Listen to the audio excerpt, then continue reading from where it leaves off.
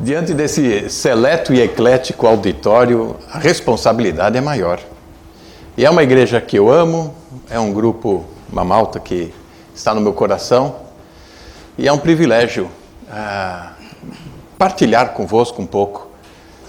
Vocês sabem que eu não vim aqui ensinar, não vim aqui além de conviver com os irmãos. E é convivendo com os irmãos que nós aprendemos.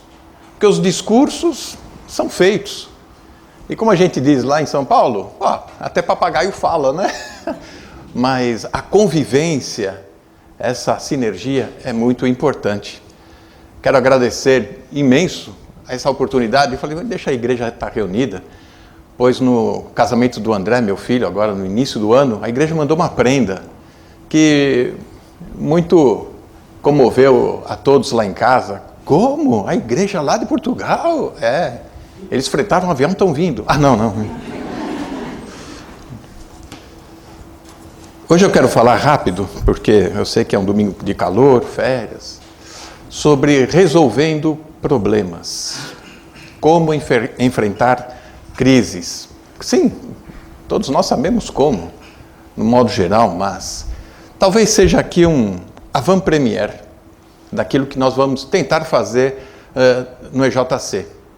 Essa mensagem não foi classificada entre os top 5, que é do dia 22 a 27, eram 5 mensagens, né? E eu tinha feito uma e sobrou. O que eu faço com ela, né? Cortaram um dia, eu falei, não, vamos lá. Ela não entrou no top 5, mas faz parte aqui. Vamos abrir em João, capítulo 6.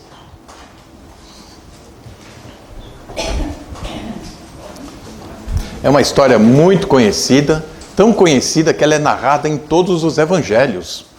E olha que João, ele é específico no seu propósito. Mas eu acho que ele fez a mesma coisa que eu, né?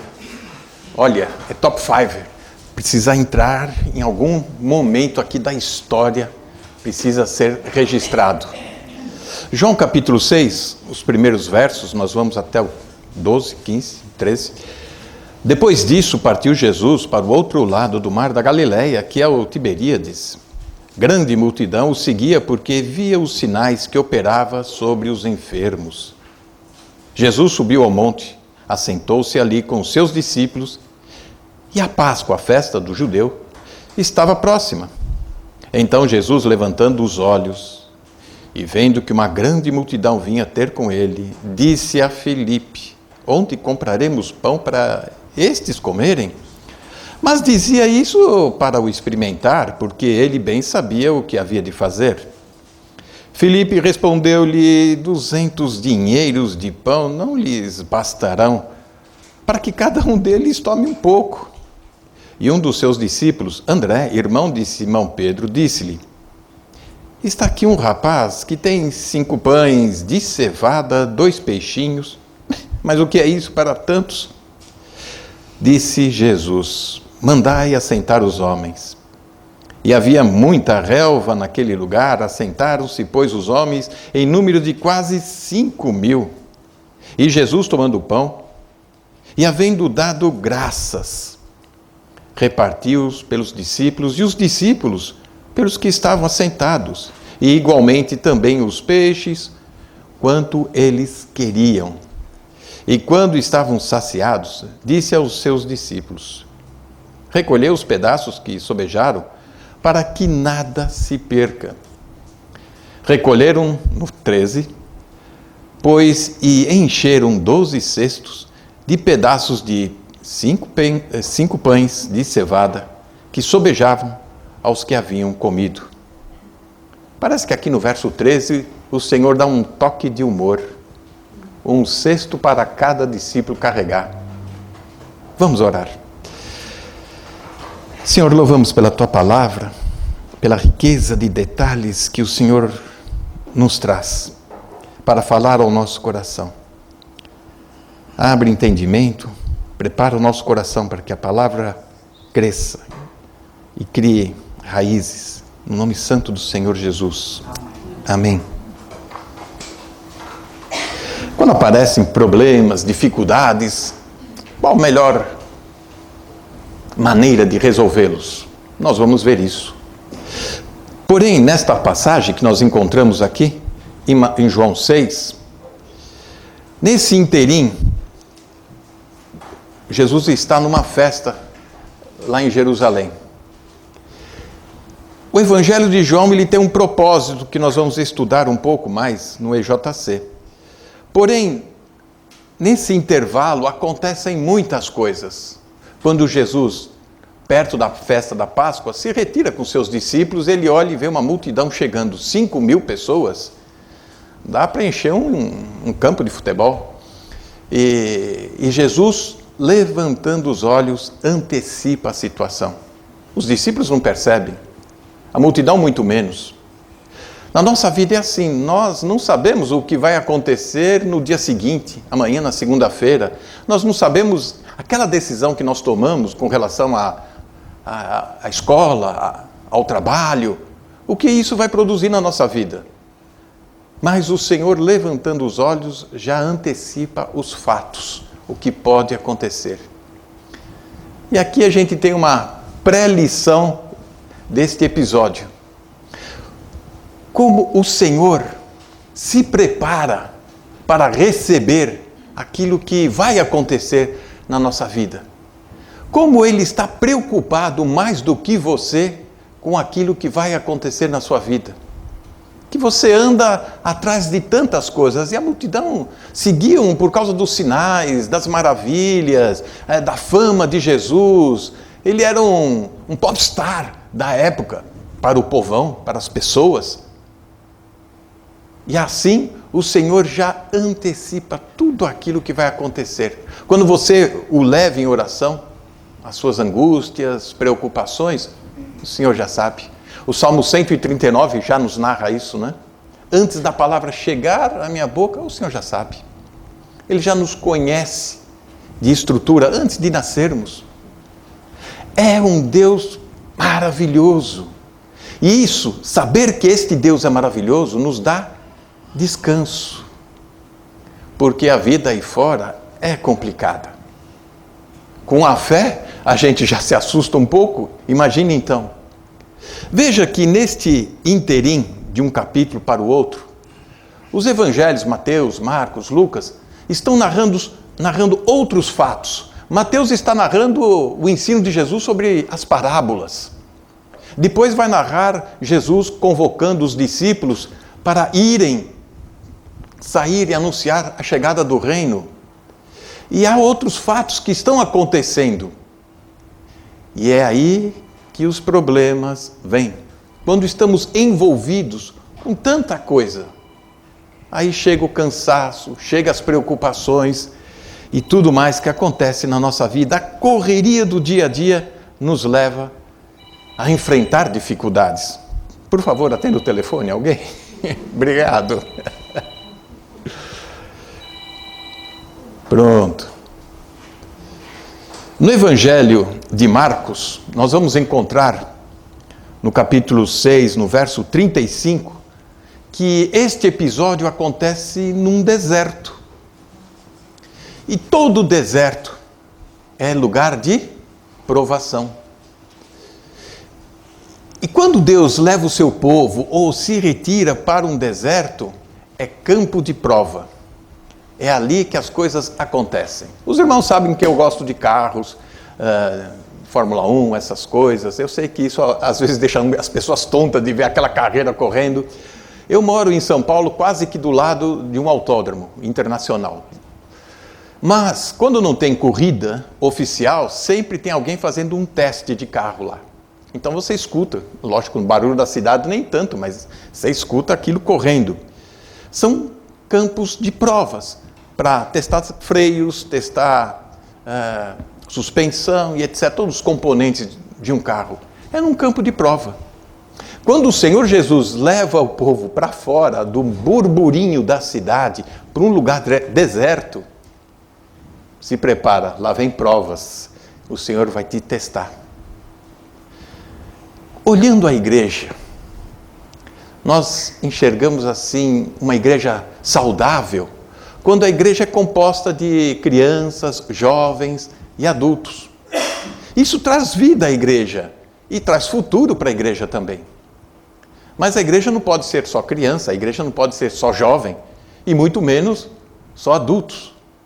Ela tem que ter este equilíbrio, estas fases, etapas da vida que se sucedem. E são nessas etapas que Deus vai trabalhando e nós vamos crescendo. Vamos ver algumas razões que estes discípulos tiveram que enfrentar para resolver conflitos, resolver problemas. Um que não está aqui, mas nós vamos encontrar em Marcos capítulo 6, é exatamente um dos líderes do grupo, né? Está lá Pedro, a turma toda. 6:35, nós encontramos assim: e como o dia fosse já muito adiantado, seus discípulos se aproximaram dele e disseram: o lugar é deserto, o dia está muito adiantado, despede-os. Veja que situação, não é? Pedro, João, eles olham, percebem que a situação vai ficar difícil. Eu imagino Pedro chamando João. Olha só o que vem vindo aí, aquela multidão chegando, aquela malta invadindo o lugar. E João fala: imagina, é gente boa, vem com cuidado. Os discípulos sempre tiveram esse cuidado de resolver situações como nós muitas vezes queremos resolver, se livrando do problema, varrendo para baixo do tapete. Vamos a um outro episódio que está em Mateus capítulo 15 e vocês vão entender um pouco mais a reação dos discípulos quando um problema surge, uma situação diversa acontece. Como nós vamos fazer então? Mateus 15, no verso 23, Jesus, mais uma vez, pega os seus discípulos e vão para hoje onde é o Líbano, bem num litoral, para descansar, umas férias gostosas com seus discípulos. Quando eles se retiram de Israel, chegando lá na região de Ciro-Fenícia, Líbano hoje, o que nós encontramos no verso 23 do capítulo 15 de Mateus? Uma mulher gritando atrás deles. Mas ele não lhe respondeu palavra. E os seus discípulos, chegando a ele, rogaram-lhe dizendo: despede-a, que vem gritando atrás de nós. Imagine Pedro, que era o mais calmo do grupo: Senhor, despede essa mulher que está gritando atrás da gente. Quer se livrar do problema. E João, sempre o amado apóstolo, né? Calma, Pedro, né? Grita abaixo, senhora. Estamos de férias. E vão caminhando. Quando os problemas surgem, as dificuldades aparecem, os discípulos imediatamente querem se livrar da situação. Varrer para baixo do tapete. Será que isso é solução? Não é solução alguma. Nós temos uma segunda situação que acontece quando Jesus, aqui, no verso 6, ele começa a experimentar e faz uma pergunta a Filipe: aonde compraremos pão para estes comerem? Provavelmente, ouvindo a preocupação dos discípulos, Jesus já chama Filipe e fala: então, onde vamos comprar pão? Você conhece aqui a região, onde que tem uma boa padaria, o pão da avó, onde vende por aqui? Né? Aí Filipe olhou e falou: olha, a situação aqui não é bem essa não, viu? Porque 200 não vai ser bom dinheiro para tudo isso aí. Se os discípulos, o colégio todo, quer se livrar, se eximir, abnegar-se do problema, fugir da situação, Filipe, então, o Senhor o chama para experimentar.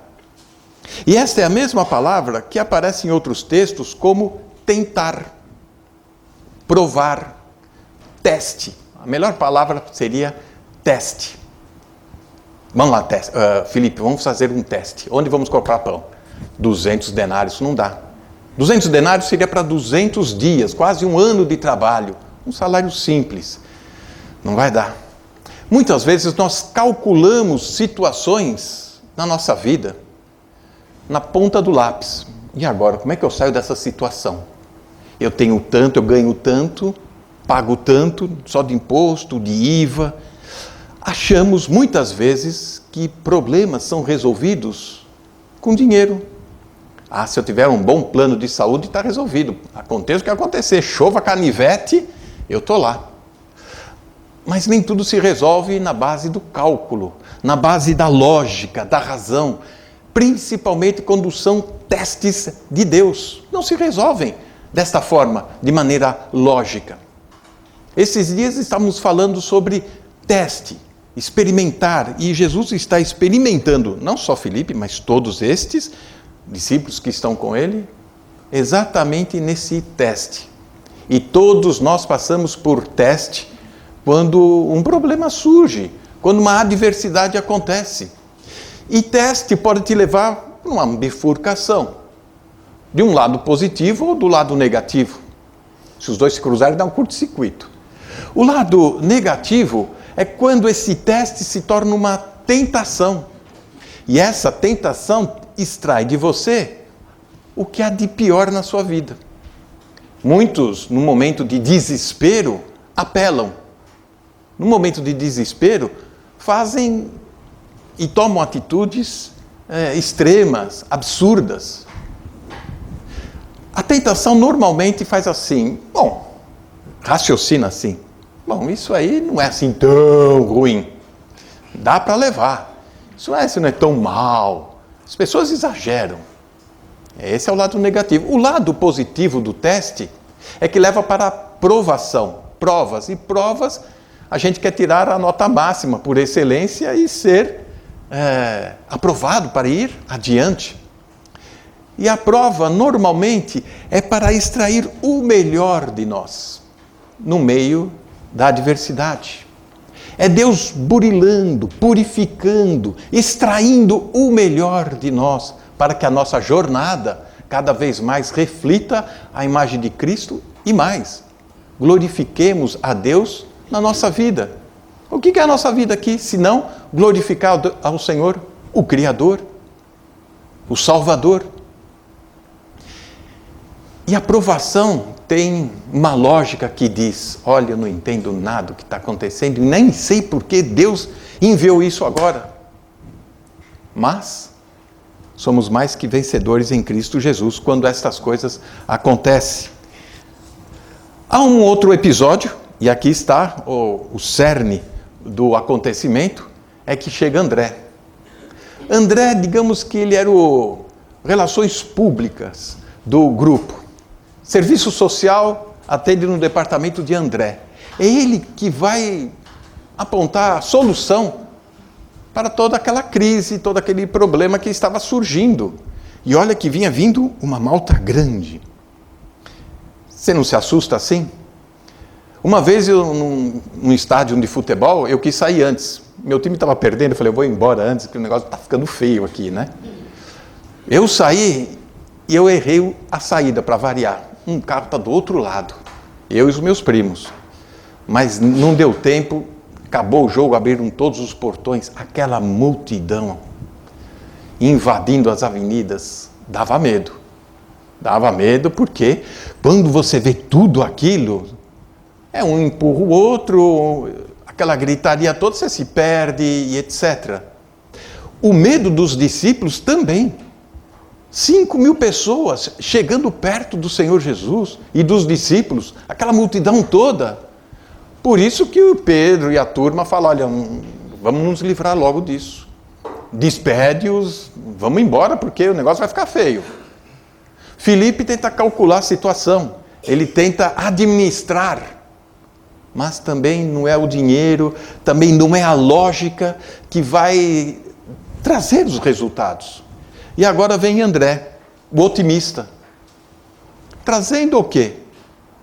Pães e peixinhos da lancheira de um garoto, do miúdo.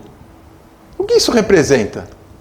Eu não sei se ele fez isso para mostrar para o Senhor, assim, acho que eles estão com razão, tudo isso que nós temos. É como você tirar a mão do bolso assim, algumas moedas e falar, só temos isso, não vai dar para pagar o almoço, nem comer um lanchinho. Eu não sei qual que era a atitude de André. Ele era otimista. Foi ele que apresentou o Senhor Jesus para o irmão, Simão Pedro. Ele tem deste movimento. esta iniciativa. O que vai acontecer depois, ele não sabe. Olha, tem aqui um miúdo, ele tem aqui, 5 pãezinhos de cevada. O texto, quando é detalhista, é inspirado, ele traz detalhes ricos para o nosso entendimento. Pão de cevada, não é o pão de cevada que você encontra aqui. Naquela época, um pão de cevada, normalmente, era um resto de uma massa que sobrava, que se dava até para os animais. Ninguém queria, credo, cevada, eu não quero isso não. O Senhor aceita. O Senhor aceita seja o que você apresentar a Ele. Pode ser um problema pequeno, grande, o Senhor aceita. E mais ainda, Ele está carregando 2 peixinhos.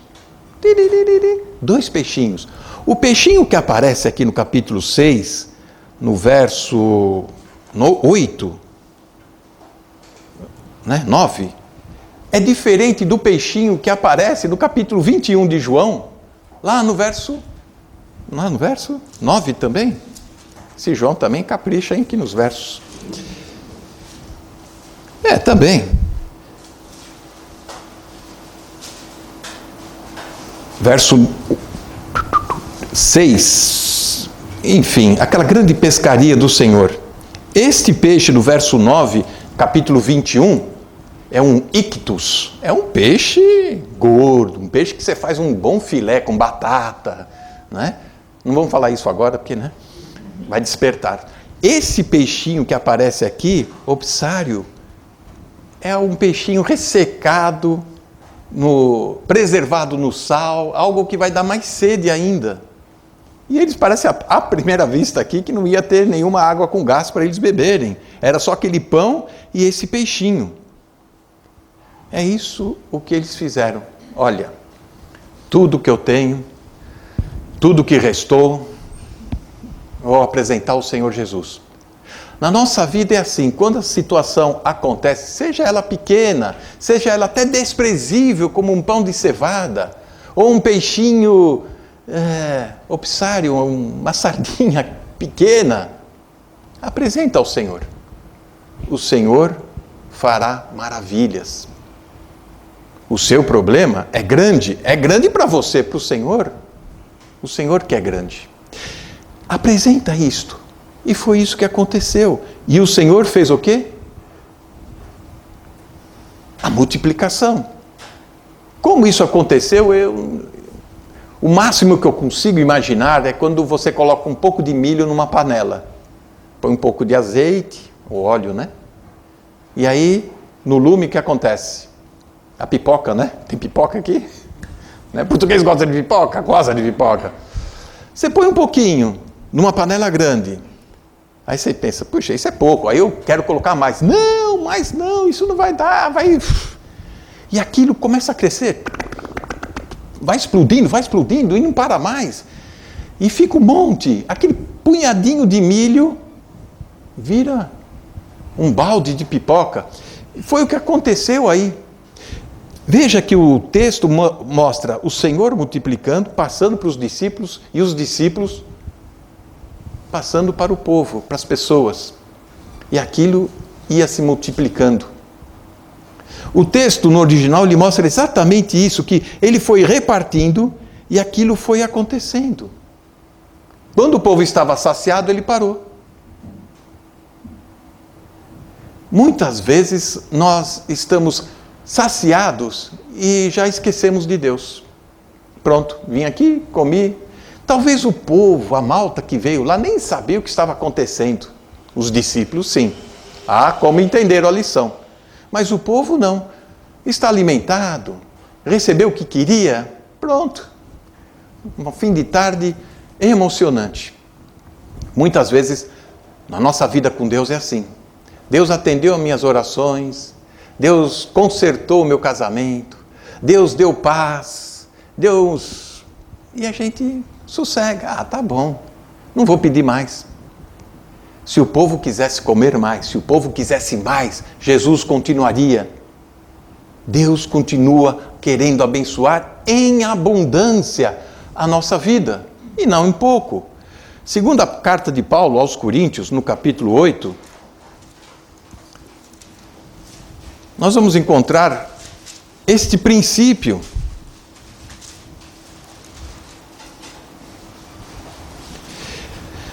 Está falando das ofertas que aquela igreja estava enviando para Jerusalém. Vamos só destacar o verso 5.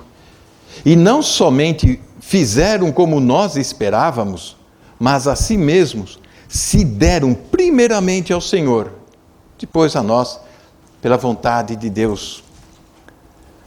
Antes de receber do Senhor, esta igreja deu primeiro ao Senhor, se entregou ao Senhor, para que isso, Deus fizesse maravilhas em suas vidas. Você tem uma crise, um problema, uma dificuldade, uma adversidade, o que você deve fazer? Entregar ao Senhor? Claro, isso é óbvio. Mas existe uma chave aqui principal que não devemos esquecer. Você não é o povo que está sentado na relva e que só vai encher a barriga e ir embora. Você é um dos discípulos que está sendo testado. Você está passando por um momento de lição, de aplicação da fé que o Senhor quer ver amadurecer.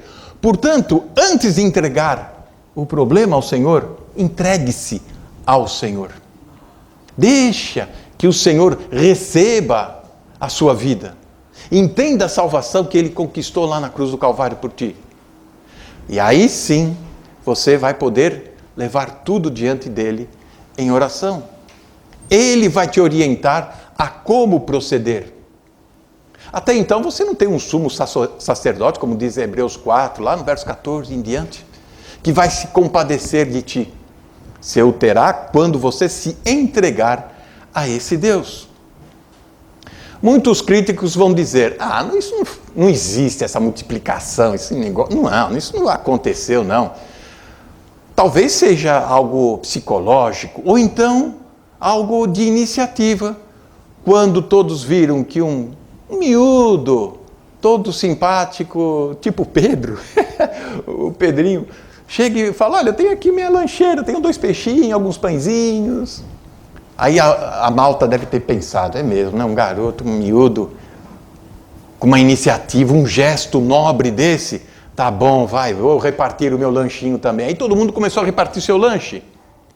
Esta é a crítica de muitos comentaristas. Mas o texto diz que Jesus, vendo o povo e não querendo, nos textos paralelos, que o povo padecesse pelo caminho. O povo estava com fome. O Senhor conhece o nosso interior, sabe o que precisamos, sabe o que sentimos, sabe como saciar a nossa fome, a nossa sede, sabe como resolver. Deixe o Senhor trabalhar na sua vida. Nada foi psicológico, nada foi de ilusão. Foi a própria manifestação do Criador na pessoa do Senhor Jesus, ali com eles. Nós temos algumas lições a extrair aí. A primeira é que a maneira de comer revela a maneira de crer. Escreve isso, leve para casa, pense. À noite, quando você acordar de madrugada, relembre. A maneira de comer revela a maneira de crer. Os discípulos foram surpreendidos com 12 cestos. João, esse é o seu, leva. Pedro, esse é o seu, leva. Filipe, esse é o seu. Cada um foi levando o seu fardo atrás, ainda levou a janta para casa.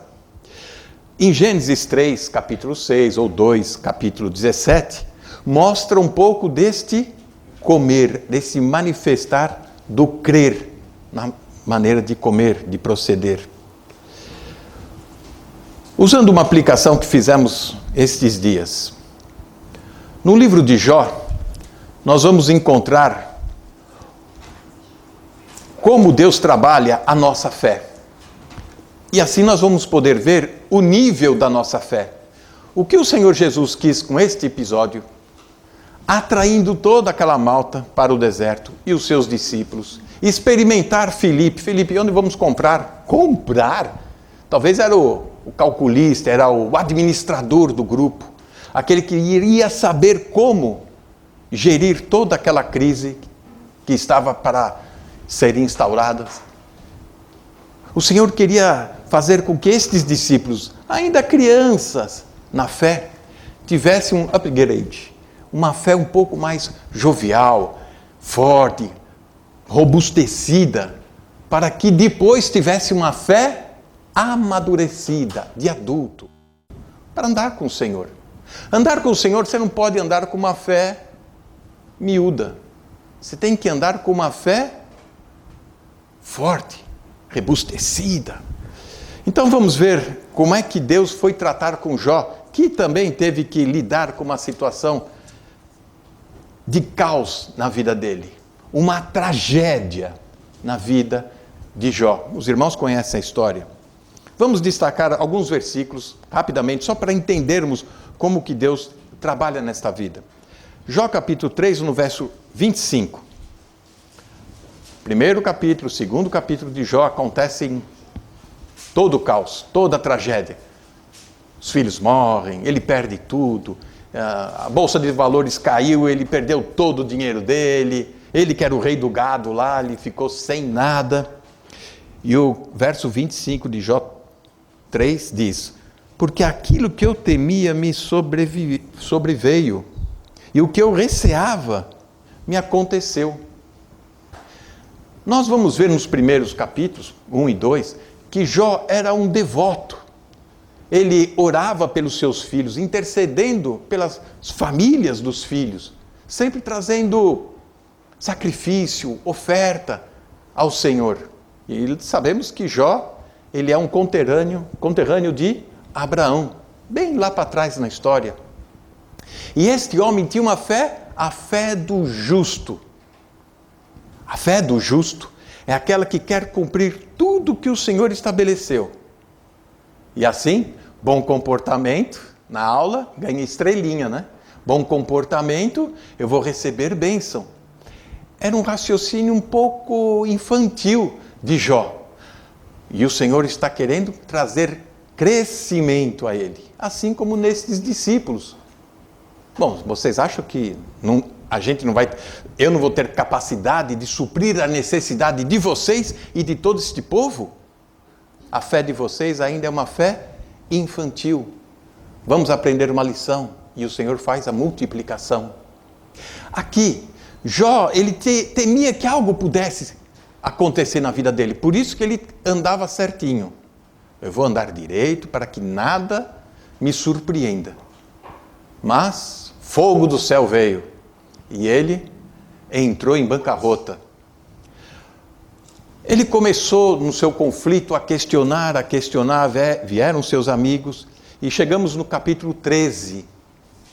Ali, depois de alguns debates, discussões, reflexões sobre a sua situação e como resolver aquela crise, aquele problema, chega no capítulo 13, lá no verso 15,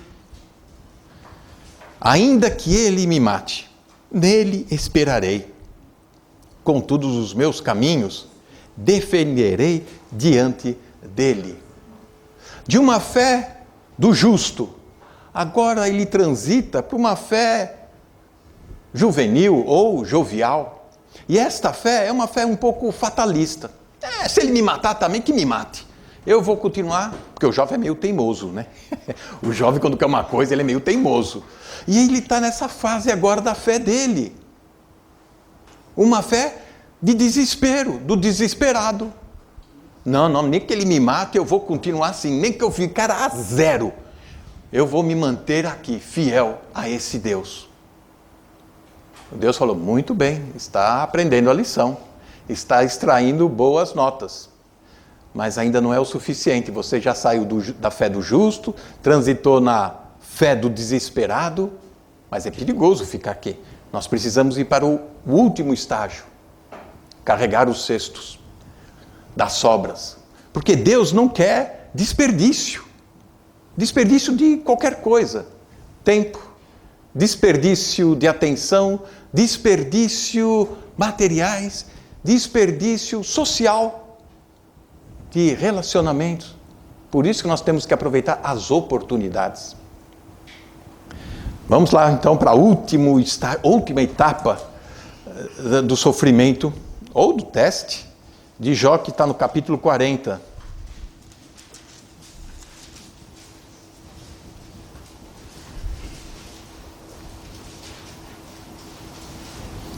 No verso 40, verso 4, nós vamos dizer assim: eis que sou vil, que te responderei eu? A minha mão ponho à boca. Depois de reclamar, depois de murmurar, depois de questionar, depois de desesperar, Jó entendeu o que Deus estava fazendo na vida dele. Mesmo ainda com telha raspando, a doença, a lepra que tinha pego em si, mesmo sabendo que seus filhos estavam sepultados e que agora ele era um sem teto, um sem terra, ele fala: eu vou pôr a mão na minha boca, porque eu sei que eu sou um pecador, eu não sou nada para que esse Deus riquíssimo me atendesse. E mais ainda, se oferecesse para me ajudar. Ele compreendeu isso e no capítulo 42, no verso 2, bem sei eu que tudo podes, nenhum dos teus propósitos pode ser impedido. É com esse Deus que nós adoramos, é este Deus que se apresenta nas Escrituras, é esse Deus que multiplica o nada, um pão de cevada que é desprezível, que ninguém quer. Não tem coisa melhor aí não? Cevada. Ah, vai, manda um pouco, um pedaço só. E o peixe então, salgado, desse tamanhinho, não dá para nada. Era para o garoto, para o miúdo, era muita coisa, né? Mas para malta de 5.000. É esse Deus que se apresenta para suprir todas as nossas necessidades. E mais ainda, multiplicar bênçãos na nossa vida. A valer no seu tempo, no tempo de Deus e do modo de Deus. Com os discípulos, o Senhor tratou. Com Jó, também Deus tratou. Deus sempre trata no tempo dele, do modo dele. Ah, mas Deus está demorando. Deus não responde. Deus tem o tempo dele. Quando a gente está com fome em casa, está pronto o almoço? Está pronto o almoço? O almoço não está. Quando se demora mais para preparar o almoço, é porque está sendo preparado com um requinte um pouco mais elaborado. Um doce também, gelatina. Já fez a gelatina? Já, mas está na geladeira. Não, eu quero ver. Você pode ver, mas não pode comer. Na situação que está, você pode até beber, né? Porque ela precisa ganhar consistência. Na nossa vida é a mesma coisa. Quando o tempo parece que não acontece, Deus não responde, é porque a nossa fé ainda não adquiriu consistência. Não está com todas as propriedades rígidas. É isso que Deus faz. O que nós vamos aprender nessa lição aqui? Que Deus é a fonte de todo o poder e de todas as nossas necessidades. Todas as dádivas que nós recebemos, recebemos do Senhor. Filipenses, no capítulo 4, no verso 19, o meu Deus, porém, segundo as suas riquezas, suprirá todas as vossas necessidades em glória por Cristo Jesus. Tem gente que apela para tudo quanto é santo quando a situação fica apertada, né? Apela de qualquer jeito, né? O desespero é tão grande, mas aqui diz: suprirá todas as necessidades em glória através, por Cristo Jesus, o Senhor da glória. Devemos começar, assim como esse jovenzinho, com aquilo que temos e agradecer por aquilo que temos e não reclamar por aquilo que não temos. Pouca coisa, insignificante. Abençoe, dê graças. O Senhor vai multiplicar, vai transformar, vai orientar, vai fortalecer a nossa fé. Vamos orar então? Obrigado, Senhor, por tua palavra. Obrigado porque tu és um Deus que sonda o nosso coração, conhece as nossas fraquezas, necessidades, e muitas vezes, Senhor, andamos assustados, andamos em desespero, mas queremos ter a fé suficiente para andar de fé em fé. Quando Jó colocou a mão na boca e entendeu quem era o Senhor, que os seus propósitos sempre são concluídos, nada impede, ele teve uma fé suficiente. Ó Deus, que a nossa fé possa crescer, desenvolver-se em meio às lutas, às tribulações, os testes que o Senhor coloca para que possamos reagir conforme a tua vontade, Senhor. Da fé de um justo, passando por uma fé do desespero, mas queremos descansar numa fé suficiente para receber o suprimento daquilo que é necessário. E o Senhor sabe muito bem daquilo que precisamos. Muitas vezes fica difícil suportar, ó Deus.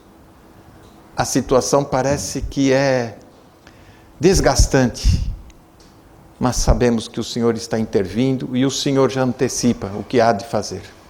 Rogamos a Ti, Senhor, a Tua intervenção, para que cada vez mais possamos entender aquilo que o Senhor tem para as nossas vidas. Em nome santo de Jesus que nós oramos. Amém.